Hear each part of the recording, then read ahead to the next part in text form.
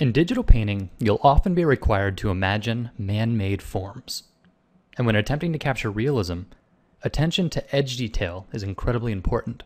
So in this video, we're going to take a close-up look at man-made edges, as well as how to render them in Photoshop. I've also prepared a template for you, so give this whole lesson a try with the download link at the bottom of the post. So if you were to envision a set of dice, they'd just be simple six-sided forms, right? Well, let's zoom into this SketchUp file and take a closer look. This is what you might have envisioned. Six-sided forms that come to very sharp edges. Well, the fact is, this is pretty unheard of in real life. As I move down the line, the other two examples are much more realistic. This has a soft bevel, and this one has sort of a crown molding detailing on it.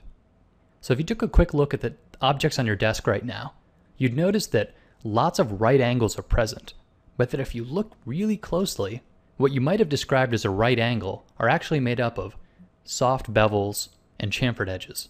And when you're inventing objects for your illustration, these tiny details do make a difference, because those sharp razor edges, as seen in the first one, really don't exist in real life. So to investigate a variety of different edge types, I made a simple object in SketchUp, and then using different chamfers and bevels, got some different results. And here you can look at the different profiles represent a side view of the image. And since this is in Photoshop, I actually made myself a little coloring book just to test out these different transitions. So all the layers that I'm working on are inside a layer set that has a mask, which stops me from painting outside of the lines. So I can only paint in this white area. And using any brush I choose, I'm going to simply try and recreate those edge transitions from the bottom examples. And I can even go ahead and use the color picker to sample my colors, because all I'm focusing on is the specific type of transition. Is it a sharp chamfered edge, like these middle ones? Or does it have more of a smooth fall off, like these bevels? So here I've gone ahead and made myself some color swatches, and I've made a fresh layer below them so I can draw with the hard round brush. You can see where that mask is really helping me stay inside the lines.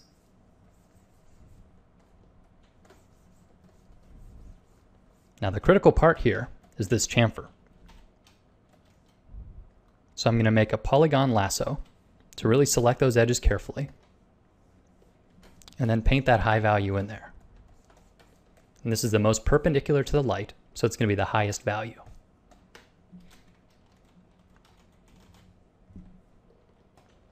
And then I'll go ahead and finish up the rest.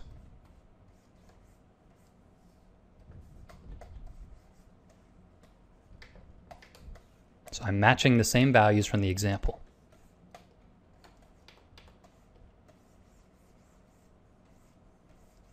And one more time I'll get this hard edge polygon lasso out just to do the sharp edge where it catches the light.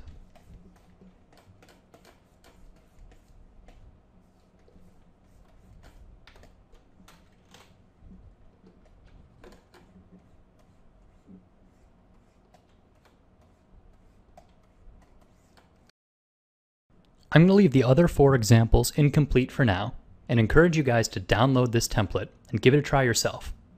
Now this may seem like a silly exercise, but it again is putting one aspect of drawing under the microscope and just working on that. And then next time you go and make an illustration, when it comes time to make an edge on a man-made object, you might think about these profiles. Is it a hard chamfer or is it a soft bevel? And then you'll shade the image accordingly.